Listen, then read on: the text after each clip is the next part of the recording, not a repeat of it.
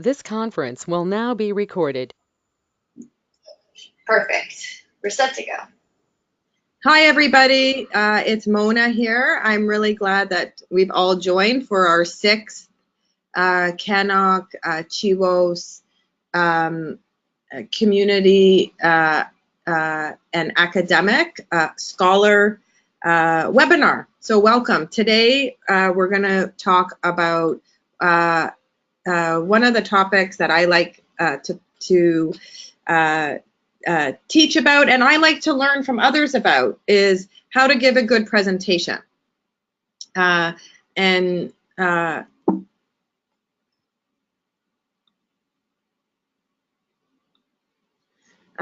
I'd like to start with first is a land acknowledgement. So we're all over Canada right now, but I'd like to acknowledge that we are meeting virtually today on lands that are originally known as Turtle Island and belongs to many First Nation people. Some of this land are under treaty and others are unceded. And these lands are homes to many First Nations, Inuit, and Métis people today. And I have the honor to have been born on this land to settler parents.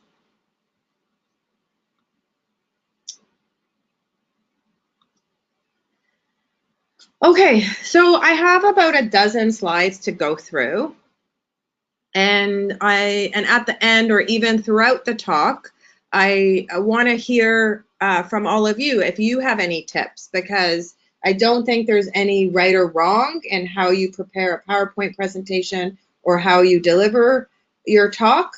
But I think we all have tips on how to do presentations. We've all been to a lot of presentations, and we've seen people give good presentations, and we've seen people give bad presentations. So please also pipe up. Is my screen, are you on the slide that says how to start? Yes, so we can see your slides. Okay. Okay, great. So it says how to start, right? That's correct. Okay, so on the phone we have Kerrigan on the phone, right? Hi, Kerrigan.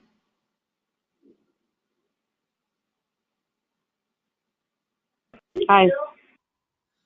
Okay, and correct me if I'm wrong, Kerrigan, but Kerrigan got very exciting news. She had a conference abstract that was accepted at the 2019 CAR, so the Canadian Association of HIV Research Conference, which is happening in 3 or 4 weeks, I believe, in Saskatoon. So Kerrigan is right in the process here of creating her presentation, and will be standing up there giving her oral. And Kerrigan has done this many times before, and I'm going to be using her presentation a little bit as an example. Is that okay, Kerrigan? Yep.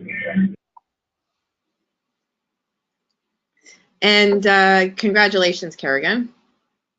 Okay, so I think it's important to remember how to always start a presentation. You're going to have a title slide. For a conference presentation, a conference abstract, a title slide has to look a very particular way, and I can share that with you, Kerrigan. It has to have the title exactly as it is in the conference book. You have to put all the names of the authors, and then you also should put the affiliations of all the authors. And that's how that's how the title slide is for a conference abstract. If you're doing a presentation, which is, for example, a 1-hour presentation for a plenary, or in medicine we call them rounds, you would have the title of your presentation, your name, your affiliation, and the date. So sometimes the format of the title slide or different slides are different depending on what type of presentation you're doing.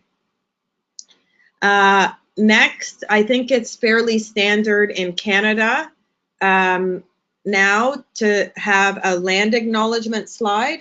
And so my advice would be for everyone to put a land acknowledgement slide.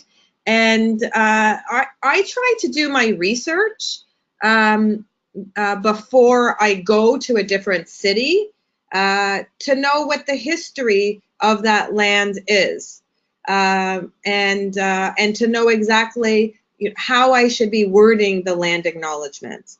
So, for example, in Saskatoon, when you go to, we'll do research about which First Nation people lived in the Saskatoon area before colonization, and you acknowledge as many First Nation communities and groups that you can find from that area. As well, in Saskatchewan, it will be important to acknowledge that it was the land of Métis people, because as it was an important site of Métis people, and in fact, the most important war that allowed Métis people to be acknowledged by the Canadian government and Britain happened just north of Saskatoon. And it's important to acknowledge what treaty the land is covered by, and to determine exactly. The Saskatoon area is under a treaty, so we have, I think it's Treaty 6, so you have to confirm that. And sometimes I make mistakes with the land acknowledgements. I missed a group, or I said something or pronounced something wrong, and Kerrigan, who's First Nation, usually corrects me, and I'm happy to be corrected because then I learn. You can then, after a land acknowledgement, it's up to you. In presentations, almost always people have acknowledgement slides, and now it's quite common to put an acknowledgement slide for example, you're gonna acknowledge your funders, you're gonna acknowledge participants in a research study, your team, your community advisory board. Maybe someone helped you with the slides, you acknowledge them. And it's not uncommon now to put an acknowledgement slide at the beginning of your presentation. So some people are doing that now just to reinforce how important acknowledgement and thanking people are. So I think that that's the purpose of putting it at the beginning. However, it is also standard to put it at the end. I think old school puts it at the end, new school puts it at the beginning, and both are fine. Then after that, you'll be asked for a conference presentation, and it's fairly standard to have a disclosure slide to state if you have any conflicts related to the presentation you're giving. So for example, for me as a physician, I interact with pharmaceutical companies. So I would put as a disclosure slide which pharmaceutical companies I have relations with.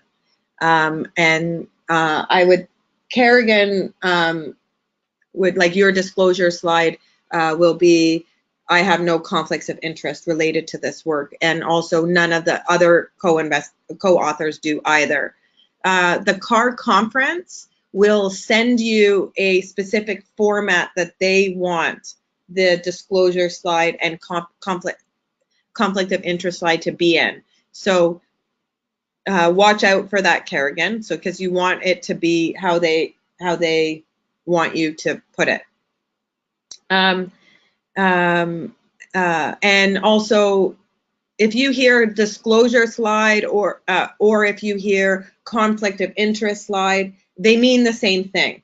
So that's maybe so you've heard both terms, and they mean the same thing. The next slide is usually an overview of the objective slide.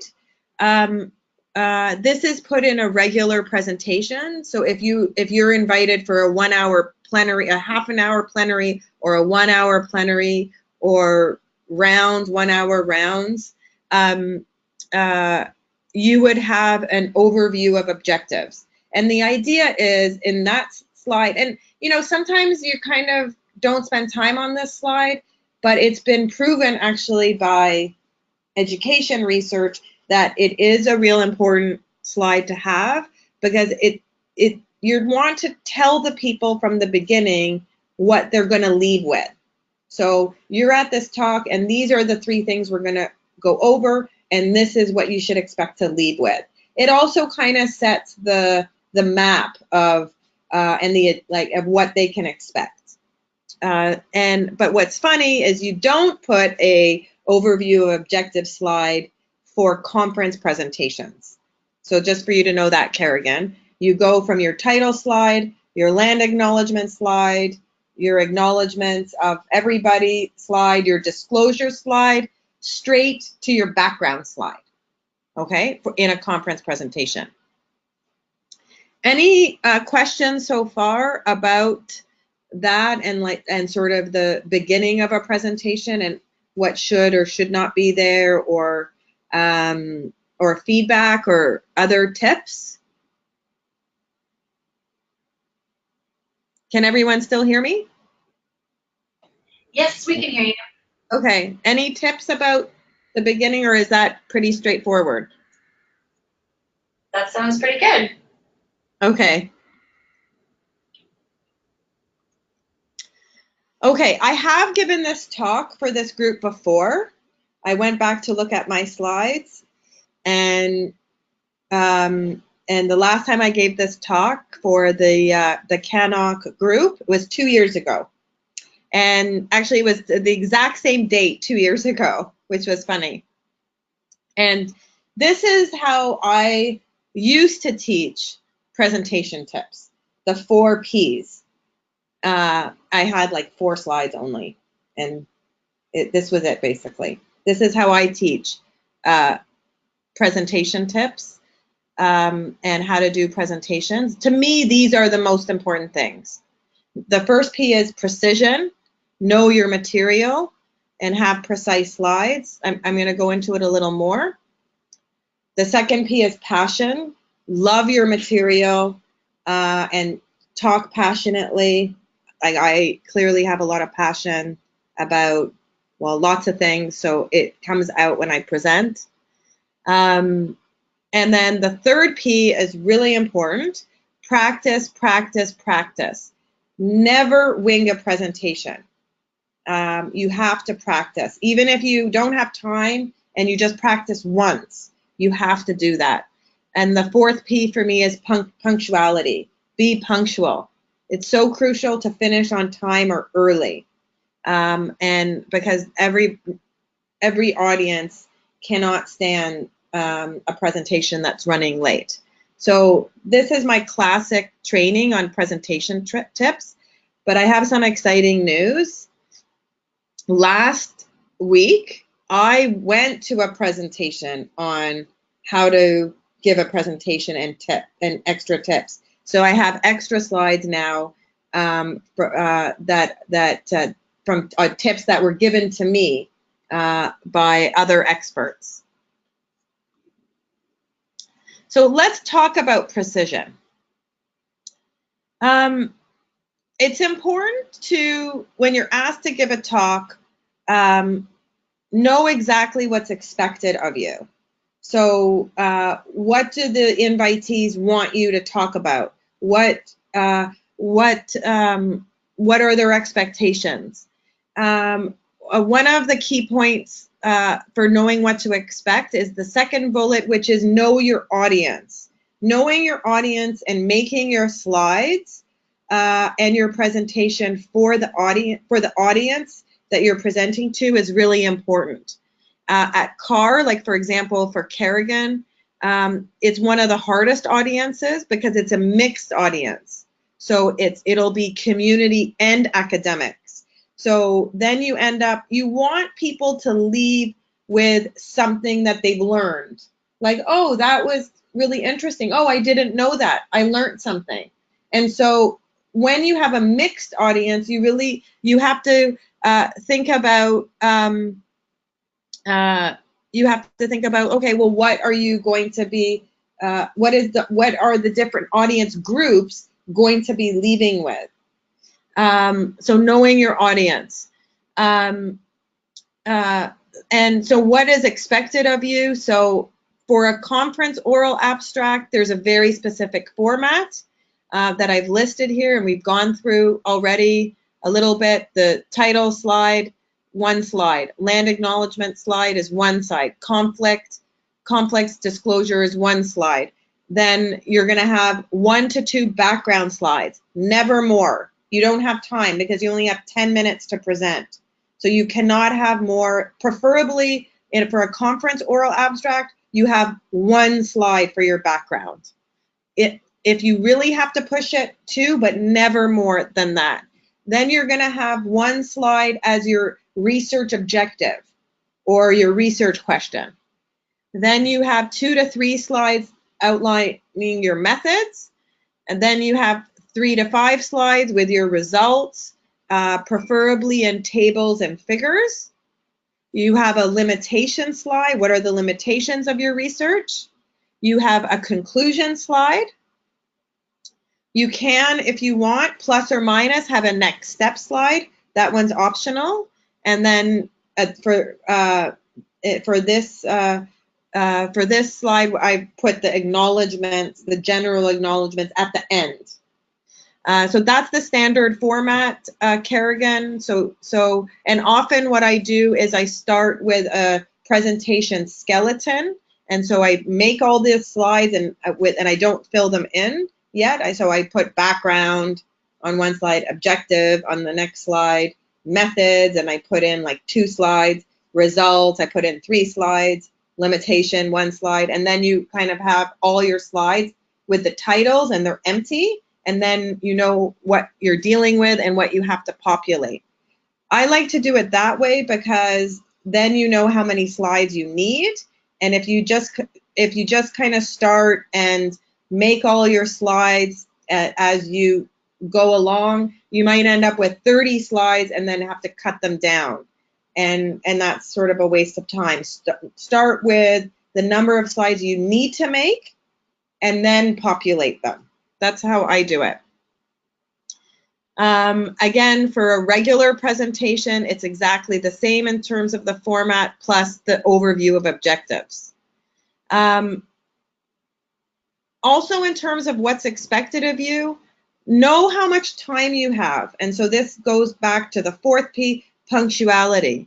So for an oral abstract, you typically have 10 minutes to present and 5 minutes for questions. And so in 10 minutes to present, the rule of thumb is that you should have 1 to 1.5 slides per minute of presentation. So you should not have more than 15 slides for a conference presentation. That is, and definitely not more than 18. And if having 18 would mean that some of the slides you're going over in 30 seconds or less. And another tip about punctuality to know that someone's taught me is sometimes the person before you went over. And now and this has happened to me quite a bit, and the person before you's gone over, and the conference or the meeting organizers ask you, oh, can you hurry up your talk? And the answer is, no, I'm sorry. You allotted me half an hour, so I'm going to have to take that, and I will notify the audience that I'm very sorry, but the people who went ahead of me went over, and my presentation was allotted for 30 minutes, so I'm going to take that time and we're going to end late. I have some very important points to teach you, and we're going to need that time. It's not your responsibility to make up time for other speakers who have gone late. So someone taught me that.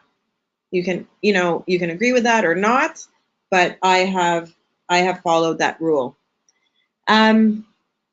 Make your slides precise and clear, simple. This is a bad slide right here. You're supposed to not have too many words on a slide.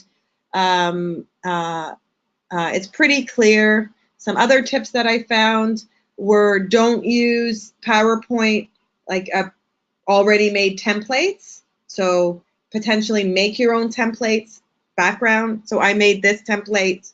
There's actually a reason for the coloring. I'm not sure anyone can figure it out. Anybody can figure out why I chose these colors?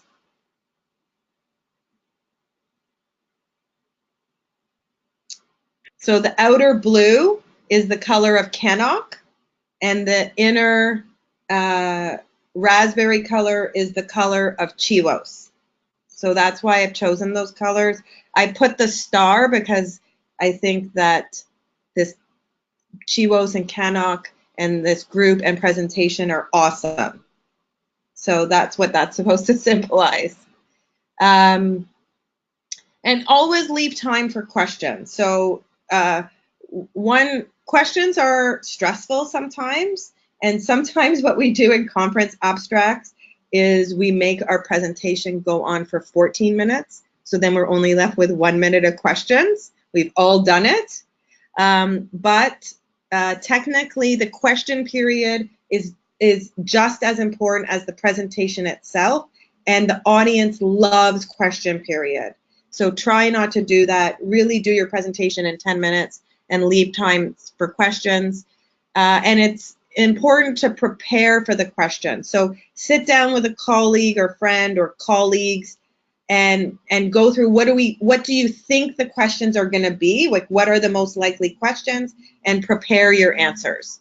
And you can always say, and it's always fine to answer, I'm not sure what the answer of that question is. I'm going to think about it, and maybe I can get back to you by email in a couple of days. You can say that.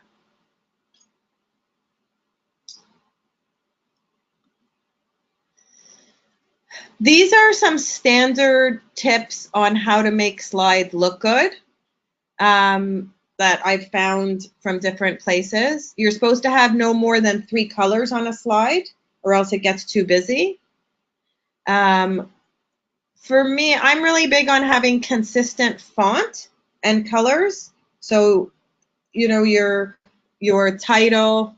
So I don't know if you can tell, but my title, Making Slides Look Good, is in a different font than it's in Calibri, and the text below is in Arial. Doesn't really matter. But if you bold your title on each slide, make sure they're bolded on all of them. Here, what I've done is I've underlined them all. Because if there's inconsistencies, people notice that and it distracts them. I also am big on not having typos. I already noticed some typos in my presentation, but if there's typos, I find it distracts your audience. And have someone else proofread your slides. So someone that Kerrigan and I work with is Angela Underhill. She's the Meta HIV Research Program Coordinator. She's excellent proofreading slides.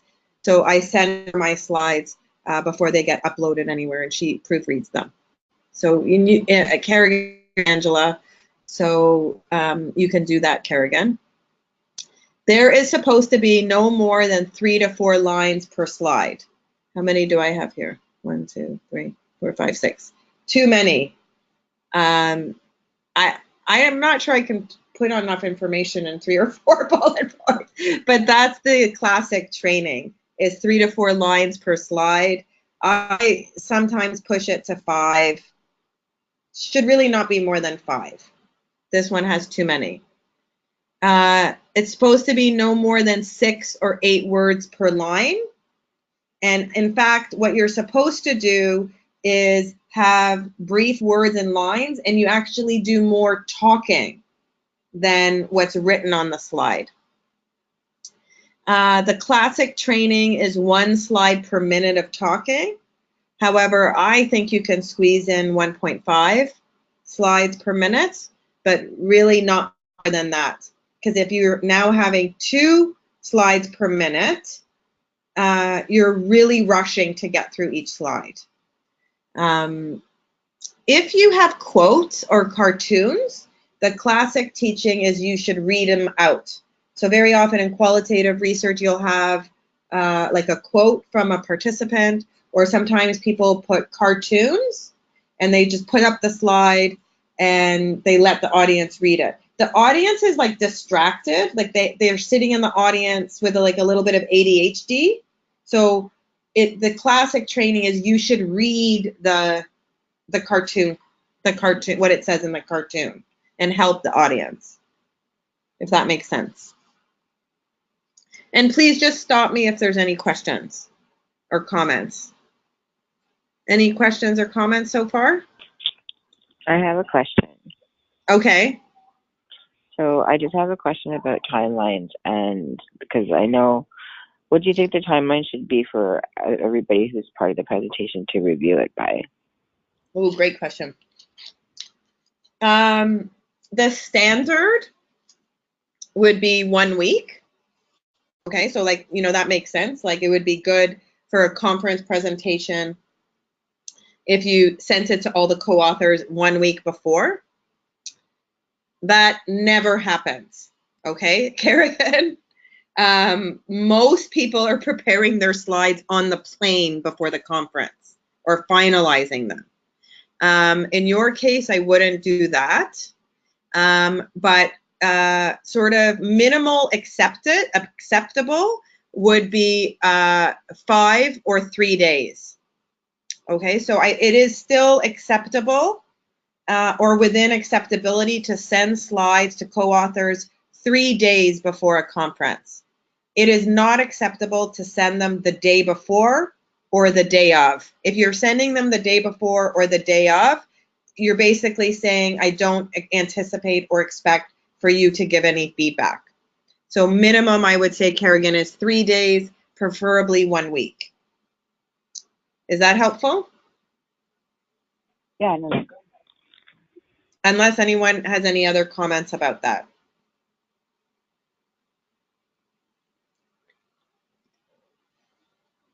Okay. Okay. Practice, practice, practice. So the story I heard last week at the talk I went to was that I'm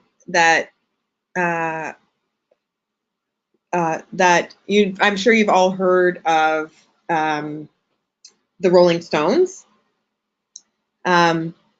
I love the Rolling Stones, and one of their most famous songs is Satisfaction. Okay, and they've probably played that song thousands of times. I don't know if you know, but the Rolling Stones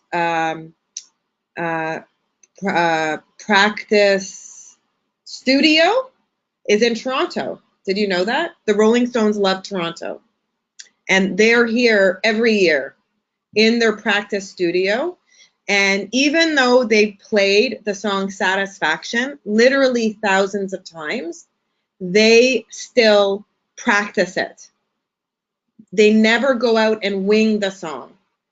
So imagine how famous they are, and you would think they know the song, but they still have to practice. And I am not the Rolling Stones, and it's very important to practice, and to not wing a presentation. Even if, I'll tell you, sometimes I don't have time, and I will print out my slides, like 6 slides a page, and I will sit there and practice by myself for 10 minutes, just making sure, going over my slides, saying them in my head. Even that, like at a minimum, you need to do. You should never make your slides and just go and wing it. Practice by yourself, practice with others, practice in front of the mirror. These were some other tips. You can record yourself presenting. That sounds a bit nerve-wracking to me, but that was a tip. And then you can also practice with a timer, or I actually practice with a timer, you know, like just put it on your phone.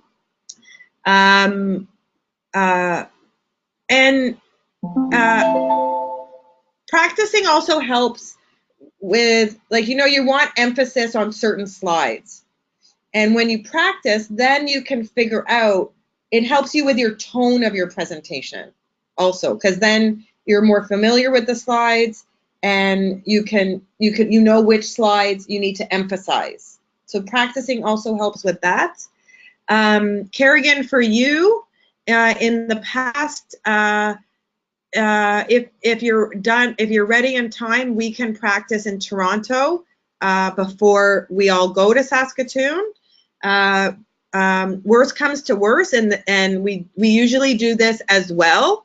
We will be meeting in some person's hotel room, and we will be listening to you practice, if that's okay.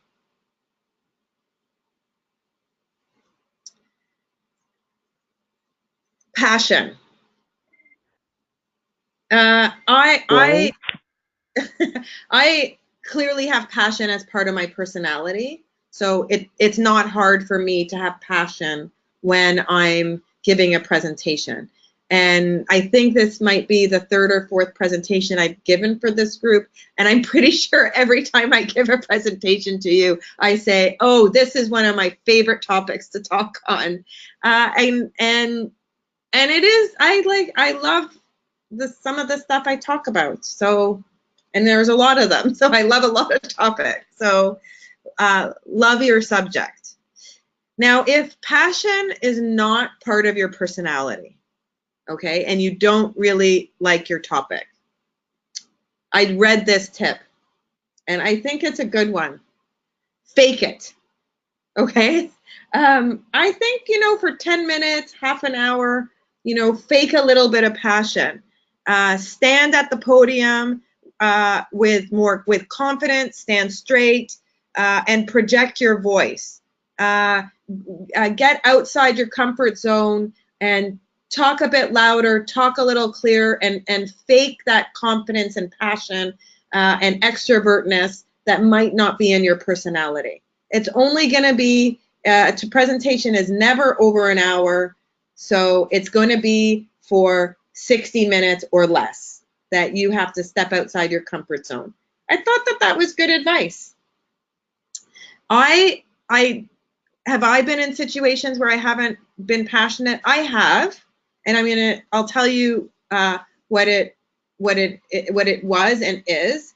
If I have to give a presentation on a topic over and over and over again, to me, like it starts to get boring, and I'm like, I'm not sure the audience finds this really interesting, because they should already know this. But that's in my head because I know it. I don't know if they I'm making assumptions that they know it and they find it boring because I know it and I find it boring to give the same talk over again. One of the things that I do to not let that happen to me is, even if the talk is on the same topic over and over again, I change my slides every time I give the same talk. So my talk is never the same. It might be the same topic, but I go through my slides and I make sure they're not the same, so that it's a little bit fresh for me in terms of when I'm delivering it. So that's a little tip if you give the same talk over and over again. Kerrigan, I'm pretty sure you can fake being passionate, and I have seen you be passionate. So we'll be expecting that. It's going to be very interesting. Okay, so here are more presentation tips, and these are tips that I got at the presentation I went to last week, and I thought they were interesting, and I'm excited to share them with you.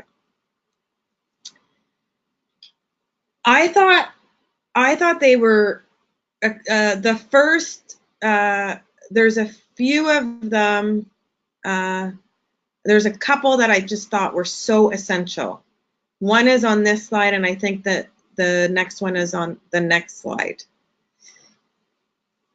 When you're giving a presentation, even if it's, whether it's a 10-minute presentation, 30-minute presentation, or 1-hour presentation, your audience is only going to leave with 1 to 3 key points that they're going to remember.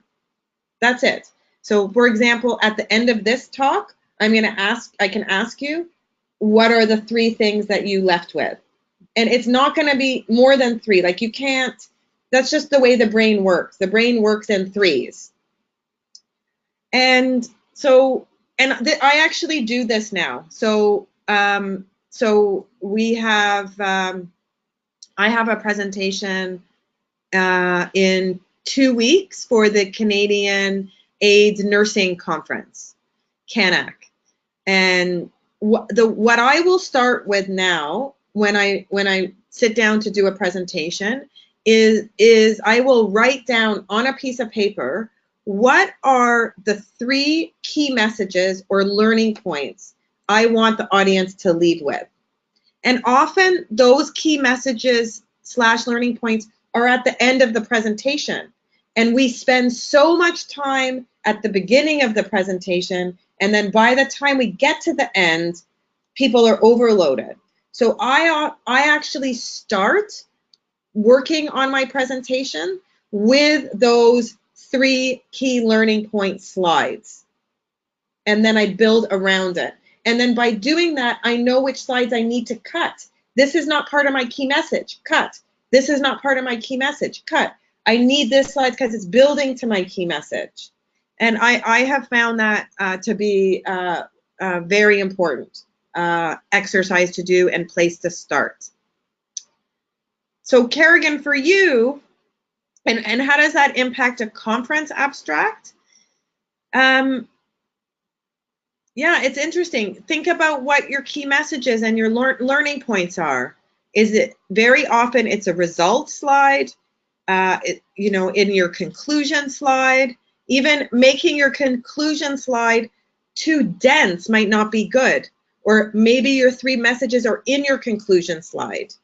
But just being thoughtful that people are leaving with 3 messages and learning points, and what do you want them to be? I don't do this very often. I do it occasionally, but and also this can help for punctuality and being precise, is writing out word by word what you're going to say. The teaching is not to completely read it, of course. Like, you should memorize, and you have to look at the audience.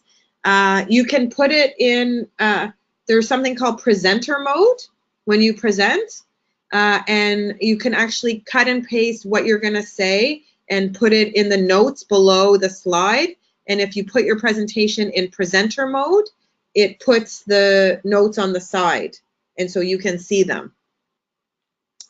Another tip that I got from the presentation last week, which I do automatically, but I haven't included it in my presentation tips, but it is really important, is to make eye contact with your audience. Don't look at your down at the computer all the time, or look at your sheet. Don't look at the screen behind you. That's problematic. And so the way I do it is I'll stand at the podium. You choose 2 or 3 focal points depending on how big the room is. So one on the right, one in the middle, one on the left. They could be people or just blank spots. It doesn't matter. But as you're giving your presentation, you look at a focal point, and then you look at the other focal point, and then you change the slide, and then you look at the 3rd focal point. So making eye contact by purposefully looking at focal points in the room. Other tips that they gave is using photos, using videos in slides, so that's very common. Okay, this was I'm not sure what people think of this, that if you're in a good mood before you give your talk, you're going to present better. This is what the speaker said. So you could actually listen to a joke or read a joke or something that you think is funny right before you go and give your presentation. I haven't tried it yet, but I might. Okay, some don'ts. Don't read from your slides. And there was a tip before that was taught to me and is a tip of mine in terms of the practice. Someone told me to always go check out the room you're going to present in before you're going to present, so you know what to expect. Most often, there should be your slides are behind you, but you have a computer in front of you, or you might have, sometimes they have the slides on a monitor on the floor. There will be times you go to a room and the slides are behind you and you have no computer in front of you or monitor on the floor to help you guide. And if you're counting on reading your slides, which I often do, you're in trouble. The way I get around that is I always print out my slides as a backup. I know it's not good for use of paper and the environment. So when I was younger, I would print out 6 slides per page. My eyesight's getting worse, so now I'm at 2 slides per page. I print them out and I take them just in case I don't know what the room is going to be like, but then I have the slides in front of me, and I don't have to look back at your slides, because if you're looking at the slides behind you, the audience can't hear you.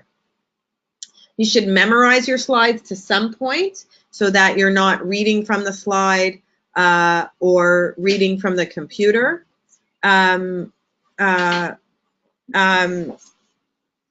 They said that it was okay to make cue cards. It's better to read from cue cards than to read from a paper. And then again, the tip to use presenter view.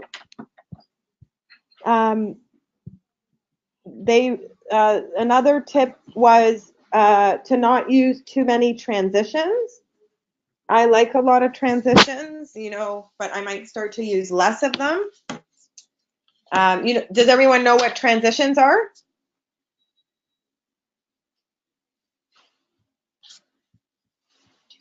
Yes. Is everyone still okay? So that's, when you have a title like zoom in. So that's a transition. I like to use them. I don't do a transition for the title, but if I'm doing, like, I want to make a point, ask a question, I do a transition. But the teaching is to minimize transitions. And so that's the classic training for that. This was a tip. Don't swear during a presentation. Remember, you want to come across professional. I think I take giving talks really seriously because it's a display of who you are in front of a whole bunch of people. And I think to myself, how do I want people to leave thinking about me? And don't make too many jokes. I use joking as a way, it's like to relieve stress for myself. So sometimes I do this. I make too many jokes in a presentation. And so the advice is to not make too many jokes. Is this yours? I just brought your food over. Okay, thanks. Sorry. Okay, this was the other one that I thought was really, really important. And I think I think and I think this really applies for your presentation, Kerrigan, and I think it applies to all presentations, even a conference abstract. And so along with the one, like if I had to choose the 3 points for you to lead with, the 3 key messages, the first one would be to think about what your 3 key messages and learning points are going to be at the beginning of your talk. The 4 Ps, and then this is the third one. And it's that a presentation should come across as if you're telling a story. People like to hear stories. And the speaker last week defined stories as facts wrapped in context, delivered with emotion.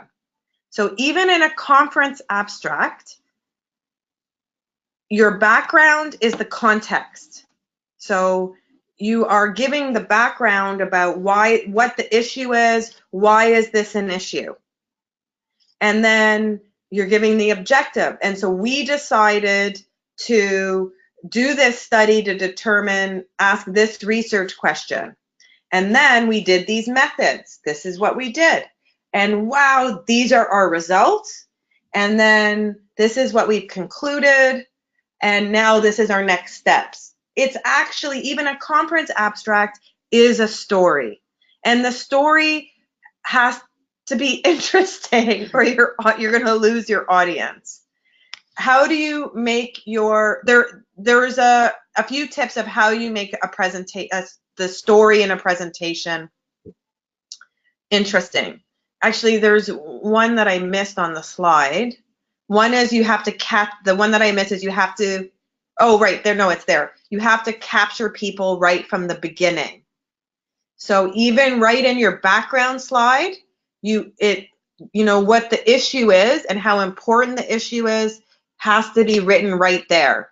And people have to be captivated. Oh my goodness, this is such a big issue. What's going to happen next? Then the next training in terms of telling the story is that people's attention spans come and go, and you have to bring back their attention span every 5 to 10 minutes of your presentation. So with a conference abstract, your talk is 10 minutes long. They will be interested in your background slide because it's going to be so interesting. Then you're going to go through your boring objective and method slide, so you've lost them. And then you have to bring them back at your results sign. How do you do that? You say things like, okay, now I'm going to present the results, and we find that they're so important. And then you bring people back. So every 5 to 10 minutes while you're giving a presentation, you have to bring people back with something interesting. And it's called the engagement cycle of a presentation. The speaker last week talked about something like to have like a wow factor in your presentation. Kerrigan is going to start her presentation with drumming. Her oral abstract and research, if it's okay for me to say, Kerrigan, was sharing circles with Indigenous women in Toronto, where they asked questions about what health looks like for them and what good health care looks like for them, among other items. And it was done as a drum making retreat. And so maybe I'm blowing Kerrigan's wow factor for this group of who might be at her presentation, but that's pretty powerful. And that is a wow factor and capturing people right away, starting her presentation with drumming. And so that's an example of a wow factor. So start people right away. Remember you're telling a story. Remember you have to bring them back and engage them every 5 to 10 minutes. And the other recommendation from the speaker last week was to end big. I'm not sure how exciting a conclusion slide can be for a conference oral abstract, but that's the teaching. Okay, that's it. What do you think? This presentation is a little new for me. I added some new twists that I learned last week. What do people think? And is there any feedback or any questions, or what presentation tips do you have? Thank you so much for doing that, Mona. That was really great. I definitely liked the added parts at the end, like the extra tips, because those I learned a lot in those little pieces there. I think some of the other ones like I'd known, but one thing that I didn't realize that you pointed out was that for a conference presentation, you wouldn't do an overview slide. So that was very handy. Thank you. Yeah, people don't know that, but that's you can, like, if you're at CAR and you have an overview slide, no one's going to say anything. But like, let's say you go to the International AIDS Society conference, you should know that not to have an overview slide. Yeah, that's good to know. I didn't realize how short the presentations were at POWER either, even though I went to a bunch of them last year, but it's a lot of information to fit in a short presentation. And that's why you really have to be prepared. Yeah. Yeah, that might be better than, maybe that might be a better P than precise. Be prepared. Maybe I'll change precise to prepare. That's the usual P, I think. So you really have to be prepared. And you can't wing it, because you can't wing a 10-minute presentation. And the presentations that I'm more likely to actually write out exactly what I'm going to say is the shorter amount of time I have. So for one webinar that Kerrigan and I did together, I had 6 minutes to present the new 2018 Canadian HIV pregnancy planning guidelines. And for that presentation, I wrote out what I was going to say, and I practiced.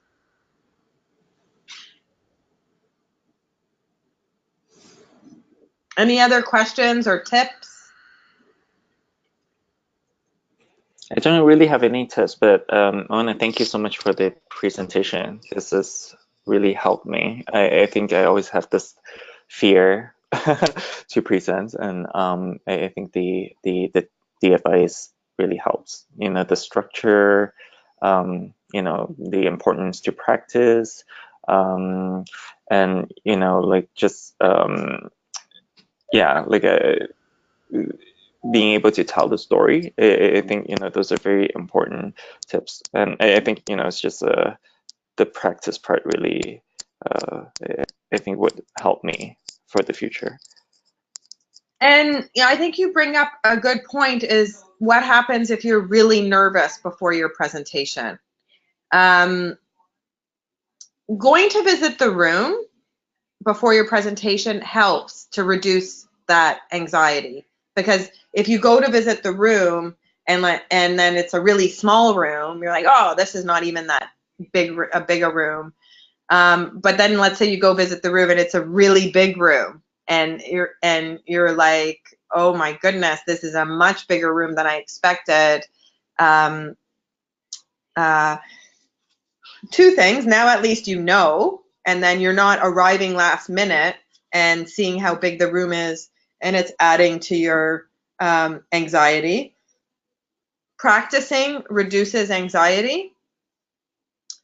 I actually agree, Christian. I think thinking of your presentation as a story, and because you're going to tell a story, I think that should reduce anxiety, right? Because you're telling a story. You're not just going through facts. You should be telling a story, so that should reduce anxiety. I think listening to a joke before the presentation might reduce anxiety. The other thing is while you're giving your presentation, and we've all seen this happen, people are anxious at their first or second slide, but the anxiety will go away during the presentation. So don't sweat the anxiety, just go for it, stand up there, give your presentation. Your voice might crack on the first slide or two. It has for me, but by the third slide, it's gone. So just give it time and it'll pass. Anybody else, tips or questions?